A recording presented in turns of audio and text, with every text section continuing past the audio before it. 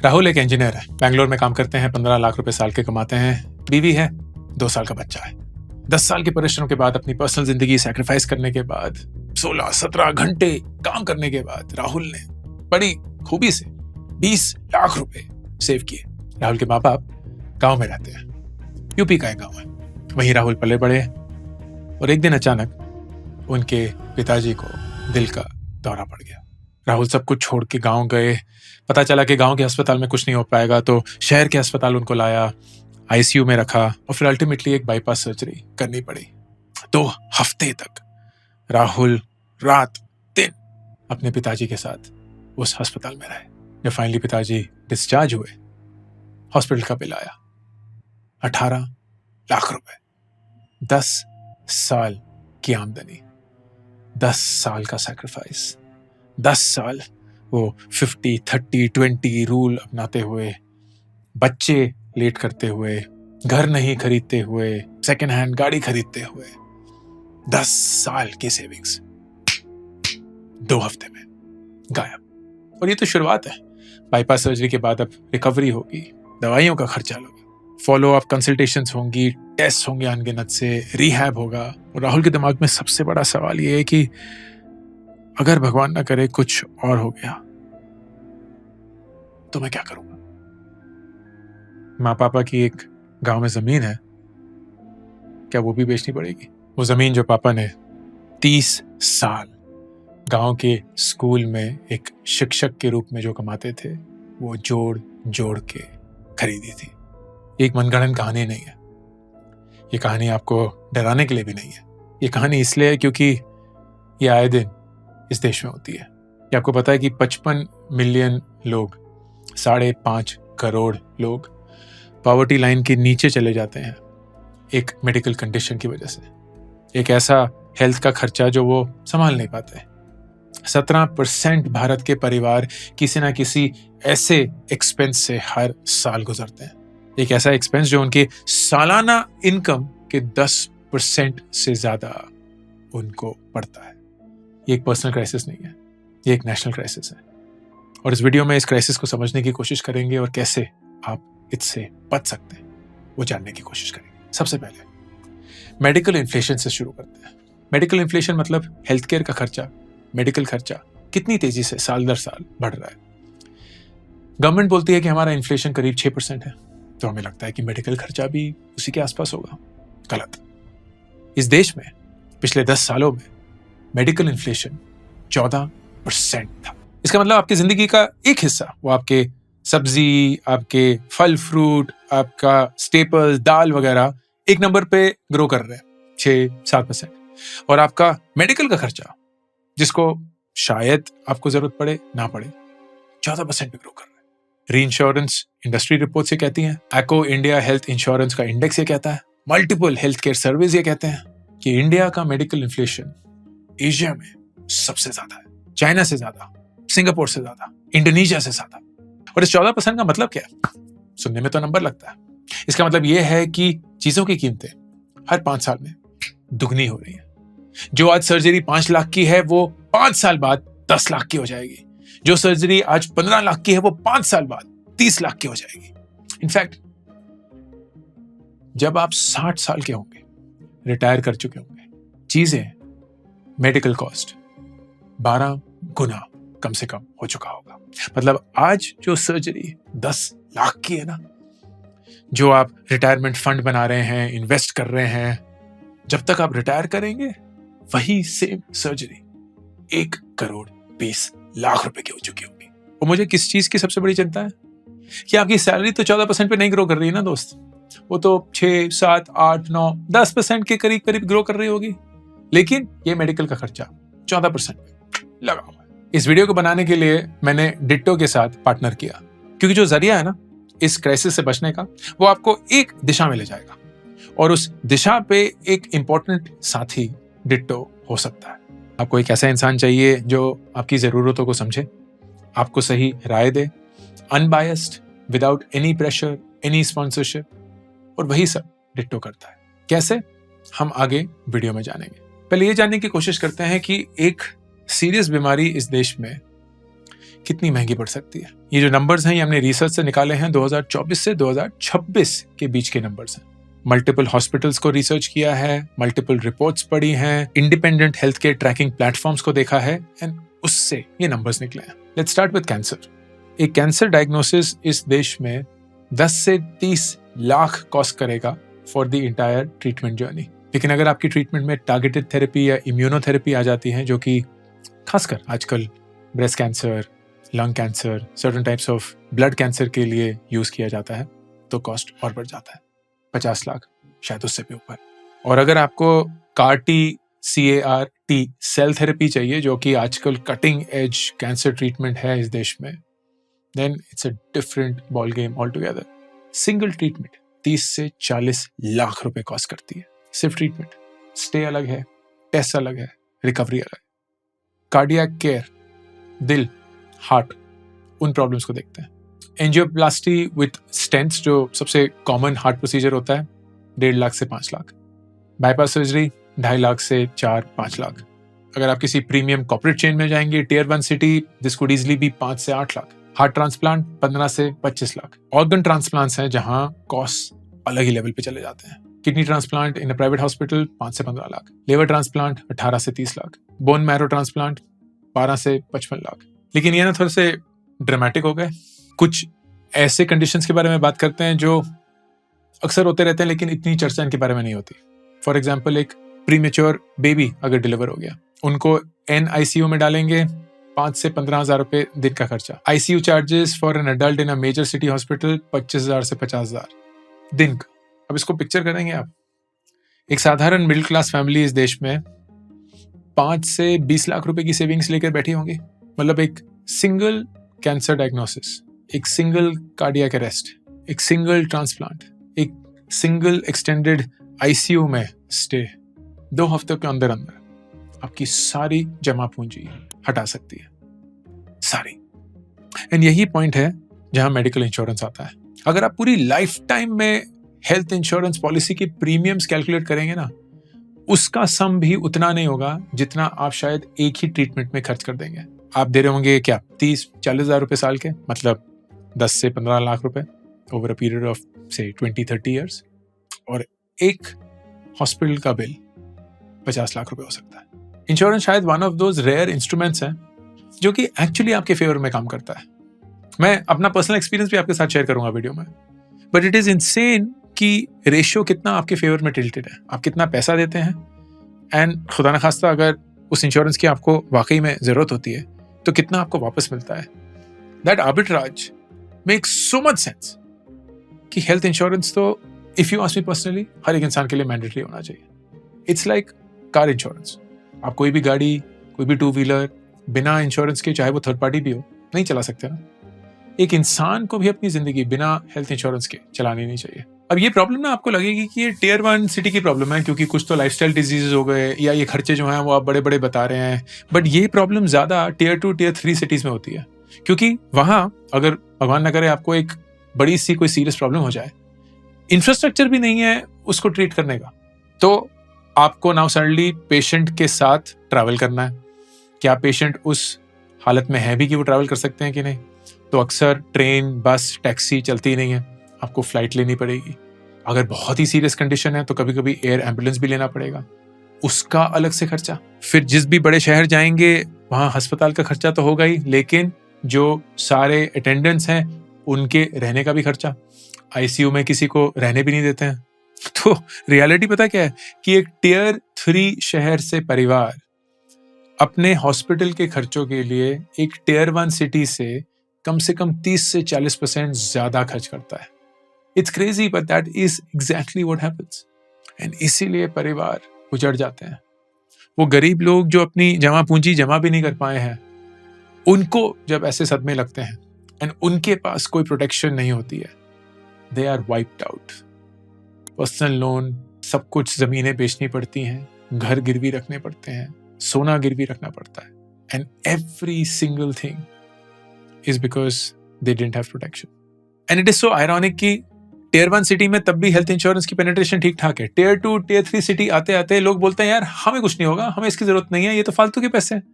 हम तो चाहते हैं कि हम बीमार ना पड़े, तो हम किसी चीज के लिए जो वेट कर रही है कि हम बीमार पड़े उसके लिए पैसे क्यों दें? Because that's the mentality. When I ask people कि आपके पास हेल्थ इंश्योरेंस क्यों नहीं है, कुछ लोग बोलते हैं चलो हम अफोर्ड नहीं कर सकते, ठीक है, I will still understand that. But कुछ लोग बोलते हैं अंकुर जी आप कैसी बातें कर रहे हैं, हम एकदम भले चंगे हैं, हम क्यों चाहेंगे कि हम किसी को पैसा देके ये उम्मीद जगा के रखें कि यार ये पैसा फालतू नहीं जाना चाहिए, तो किसी दिन हमें अस्पताल जाना पड़ेगा और हम ये पैसे वापस कमा लेंगे। And I like wow, that is how people are thinking, that is how people are thinking, and that's the truth. अब इस सोच के चलते रियलिटी पता क्या है, 39% of India's health care expenses are out of pocket. मतलब कस्टमर अपनी जेब से वो पैसे दे रहे हैं, इंश्योरेंस के नहीं है। ग्लोबल एवरेज पता कितना है, यूजुअली वेस्टर्न कंट्रीज का 13 to 15%। और वो इसलिए है क्योंकि हमारी पब्लिक हेल्थ स्पेंडिंग जो है that is only 1.9% of the GDP. Basically सरकार ये बोल रही है कि जी बाकी खर्चे जरूरी हैं, हेल्थ में हम ज्यादा खर्च कर नहीं सकते, तो आपको हम फ्री दवाइयाँ, फ्री अस्पताल, फ्री ये सब वगैरह नहीं दे सकते। अगर आपको कुछ हो गया तो आप खुद के भरोसे में। तो मेडिकल के खर्चे बढ़ रहे हैं 14% से, 40% खर्चे जो हैं वो आपको अपनी पॉकेट से देने होंगे। आपकी आमदनी इतनी तेजी से बढ़ नहीं रही है। मिक्स कर दीजिए और देखिए कि कैसे विस्फोट के सारे इंग्रेडिएंट्स इसमें पाए जाएंगे। और इसके ऊपर फिर सबसे बड़ी रियलिटी, ऑन एन एवरेज इस देश के परिवार में एक इंसान कमाता है। We don't have a lot of penetration of women employment. Our parents of course are senior citizens, वो रिटायर कर चुके हैं, बच्चे हम पे डिपेंडेंट हैं। एंड अगर इस परिवार का सोल अर्नर भगवान ना करे हॉस्पिटलाइज हो गया तो उनकी आमदनी भी गई। And that means single earning families are at a much higher risk than anybody else, irrespective of वो कितने वेल ऑफ है या नहीं है। इसके बाद एक और इंटरेस्टिंग फिनोमेना आता है, जी मेरे पास इंश्योरेंस है, मेरे पास है जी, मेरे पास है। देखते हैं कि ये कैसे गलतफहमी हो सकती है। इंश्योरेंस के प्रोसेस में जब भी आप हॉस्पिटलाइज होते हैं तो फिर आप एक क्लेम दर्ज करते हैं टुवर्ड्स द इंश्योरेंस कंपनी। जो सारे क्लेम्स इंश्योरेंस कंपनीज को डाले गए उसमें से 87% were settled, 8% were rejected and around 5% 31 March 2025 जब ये जहां तक का डेटा है अभी भी पेंडिंग थे। विच मीन्स 10 में से एक क्लेम इंस्टेंटली रिजेक्ट हो जाता है। जो सेटल होते हैं जरूरी नहीं है कि पूरा का पूरा अमाउंट सेटल होगा। 66.35% of all the claim amount was settled cashlessly. मतलब आपको कुछ भी कैश नहीं देना पड़ा, सीधे बैंक हॉस्पिटल को इंश्योरेंस कंपनी से अपनी पेमेंट मिल गई। बाकी एक रीइंबर्समेंट प्रोसेस में गया जहां उस पेशेंट को बिल जमा करने पड़ते हैं, डिस्चार्ज समरी जमा करनी पड़ती है, 1000 चीजें और जमा करनी पड़ती है, फॉलो अप करना पड़ता है और फिर 15 से 45 दिन के बाद वो रीइंबर्समेंट अमाउंट उनके बैंक में आता है, लेकिन खुद पहले देना पड़ेगा। तो अब ये क्यों हो रहा है? इंश्योरेंस अगर है तो क्लेम रिजेक्ट क्यों हो रहा है? आंसर फ्रॉड नहीं है, ऐसा नहीं है कि कोई कुछ गेम खेल रहा है। आंसर है फाइन प्रिंट। वो फाइन प्रिंट जो लोग कभी पढ़ते नहीं है क्योंकि उन्होंने गलत पॉलिसी खरीद ली। सबसे पहला रूम रेंट का फाइन प्रिंट। आपने ली 5 लाख की हेल्थ इंश्योरेंस पॉलिसी, आपको लगा आप कवर्ड है। आपने ये नहीं पढ़ा कि आपका जो रूम रेंट है that is capped to 1% of this insurance amount, मतलब 5000 रुपए। आप हो गए हॉस्पिटलाइज, अस्पताल ने आपको 10,000 रुपए का रूम दे दिया, आपको लगा बढ़िया है, इंश्योरेंस में कवर्ड है, ले लो। तो इंश्योरेंस कंपनी ने बोला ना ना ना ना ना, 10 में से आपको सिर्फ 5 ही मिलेंगे। आपको लगा यार चल ठीक है कोई बात नहीं, 3 ही दिन रहा, 10 के 5, 15,000 रुपए खुद दे दूंगा। That's not where it stops. अगर आपने एक ऐसा कमरा लिया जो आपकी लिमिट से ऊपर था तो जितना भी रेशियो आपको मिलेगा बाकी के सारी चीजें उसी रेशियो में आपको मिलेंगी। तो सर्जन की फीस, ओटी का खर्चा, नर्स का खर्चा, कंज्यूमेबल्स जो भी से इंश्योरेंस में कवर्ड है वो सब उसी परसेंटेज से रिड्यूस हो जाएंगे। तो मतलब अगर आपका टोटल बिल 1 लाख रुपए आया है and let's say everything was part of that insurance, आपको वो 1 लाख रुपए में से सिर्फ 15,000 रुपए कैंसिल करके नहीं मिलेंगे क्योंकि आप 3 ही दिन रहे और 10,000 रुपए खर्च करे जबकि लिमिट 5,000 थी। आपको 50,000 रुपए ही मिलेंगे, which is 50% of the total bill amount. दूसरा, वेटिंग पीरियड ट्रैप। हर एक हेल्थ इंश्योरेंस पॉलिसी में एक कंडीशन होता है PEDs के अराउंड, प्री एग्जिस्टिंग डिजीजेस। मतलब अगर पेशेंट नहीं एक्चुअली इंश्योरर कोई पॉलिसी ले रहे हैं और पॉलिसी लेते समय उनके कोई एग्जिस्टिंग डिजीज या कंडीशंस हैं तो पहले दिन से ही इंश्योरेंस को कवर नहीं करेगी। there is a certain waiting period, and this waiting period is different for different diseases. Only after the waiting period will you get the insurance for that disease also. तो अगर उस waiting period के दौरान आप hospitalize हो गए for that disease जो existing था, then you will have to bear 100% of that cost. Insurance cover नहीं करेगी. कोपे का ट्रैप. कोपे का मतलब जो भी इंश्योरेंस अमाउंट होगा उसमें से यू अग्री टू को-पे, मतलब जॉइंटली पे विद द इंश्योरेंस कंपनी. तो फर्ज करिए अगर आपने 10% को-पे सिलेक्ट किया है, 1 लाख रुपए बिल आया, आप उसमें से 10,000 रुपए देंगे और बाकी 90,000 इंश्योरेंस कंपनी देगी. लोगों को पता नहीं चलता कि उन्होंने को-पे की इंश्योरेंस ले लिया.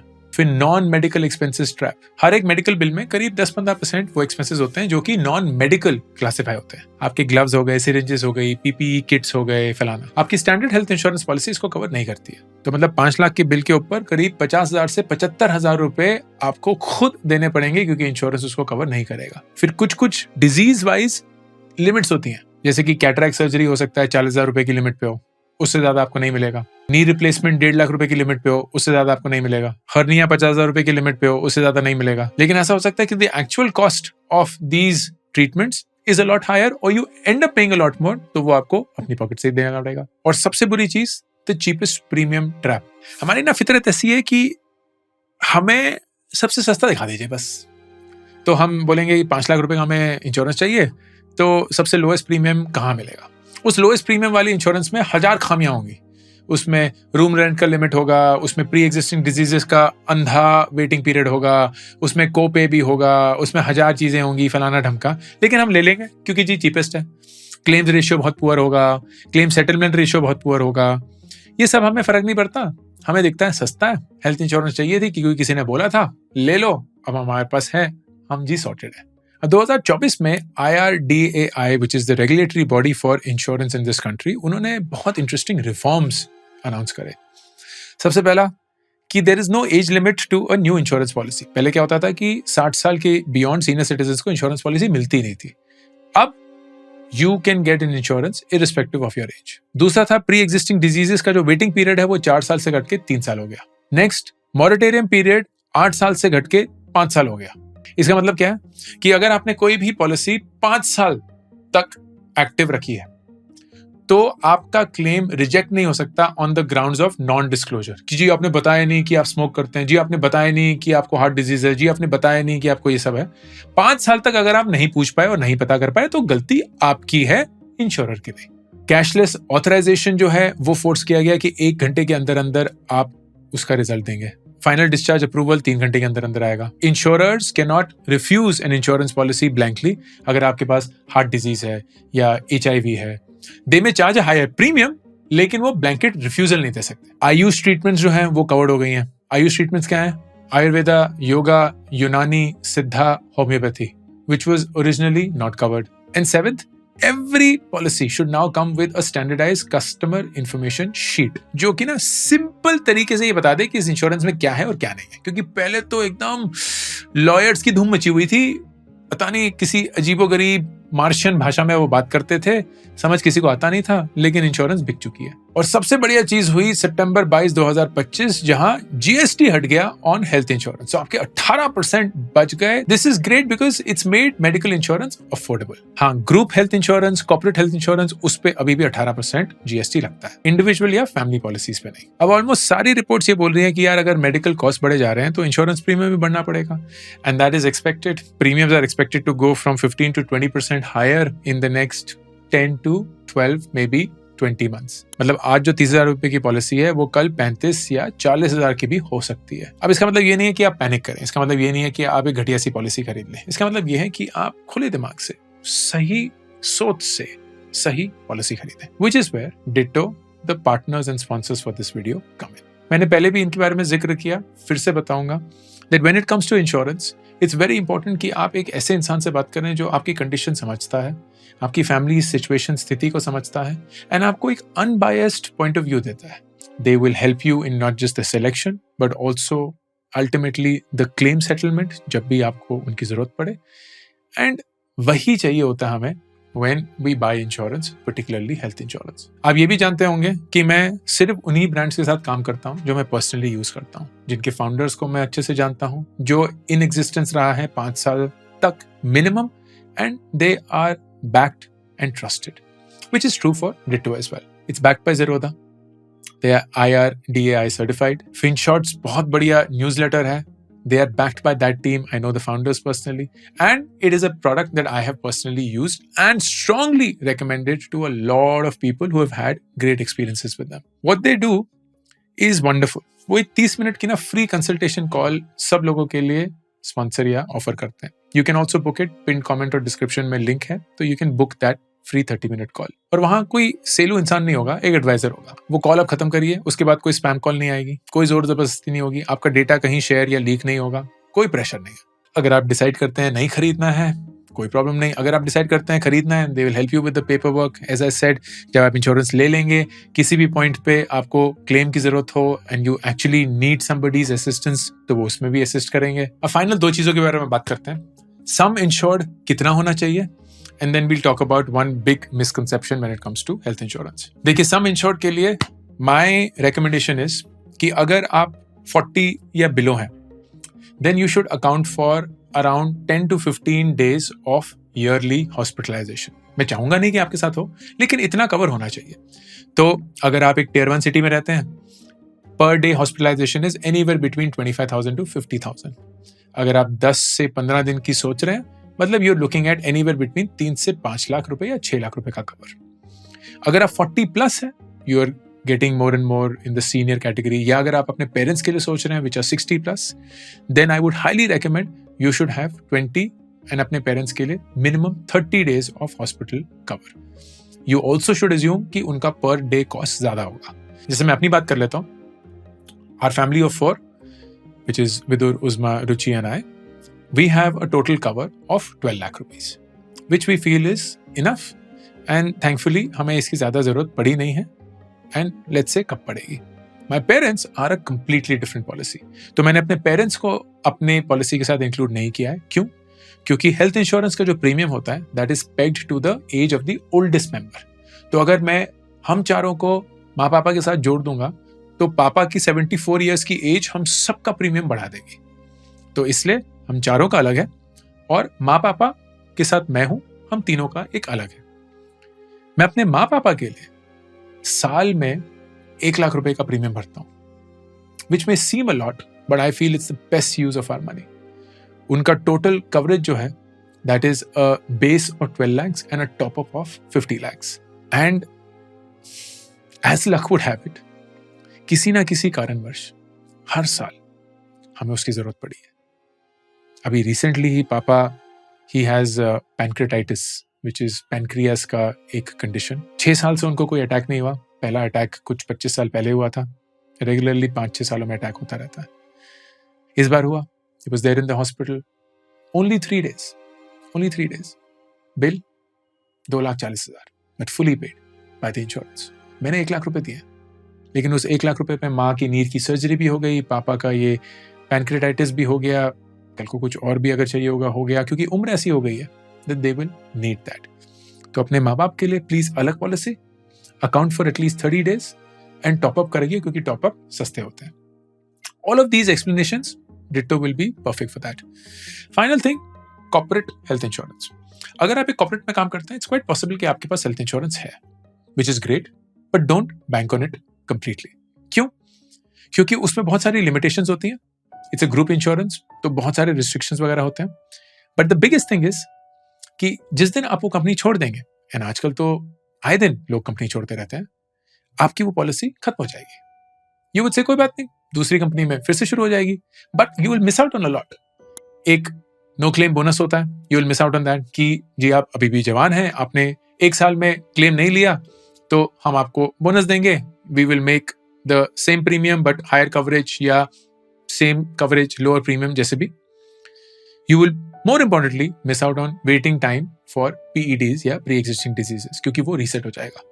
तो अगर भगवान न करे आपका कोई प्री एग्जिस्टिंग डिजीज है एंड उसके लिए आपने 3 साल वेट किया and now you are covered, जैसे ही आप कंपनी छोड़ेंगे वो खत्म हो जाएगी एंड दूसरे इंश्योरेंस के लिए आपको फिर से 3 साल वेट करना पड़ेगा. सो माय स्ट्रॉन्ग रिकमेंडेशन कि alongside your corporate insurance, you should have your own personal health insurance as well. It's a smart thing to do. 45 साल का हूं, आपके पिताजी की उम्र का हूं, आपके बड़े भैया की उम्र का हूं, इसलिए राय दे रहा हूं, हेल्थ इंश्योरेंस को प्लीज लाइटली मत लीजिए. ये बहुत इंपॉर्टेंट इन्वेस्टमेंट है, क्योंकि जब जरूरत पड़ती है ना, तभी एहसास होता है कि ये आपके पास है या नहीं है. एंड मैं दावे के साथ लिख के दे सकता हूं, जब जरूरत पड़ेगी ना, तो वाकई में हिट होगा, अगर आपके पास है या नहीं. होगा तो बहुत शुक्रगुजार होंगे, नहीं होगा तो पता नहीं क्या क्या हो जाएगा. And you don't want to be in that state. चंद पैसे बचाने के लिए please please do not shy away from buying health insurance. This is Ankur Warikoo signing off. I'm super thrilled to announce my new latest project, India Genius Challenge. ये एक nationwide hunt है भारत के brightest young students का, aged between 13 to 15 years. एक online round followed by the national finals that will happen in Delhi, जहां सबसे brightest students को मिलेगी 10 लाख रुपए की scholarship. Online rounds में daily, weekly, monthly winners announce होंगे. उनको मिलेंगे iPhones, iPads, PS5s, books, trophies, certificates and a lot more, all leading to the national finals happening in Delhi. Please, अगर आप किसी 13 से 15 साल के बच्चे को जानते हैं, आपके परिवार में कोई है या आप खुद वो हैं, then log on to indiageniuschallenge.com and start playing the challenge.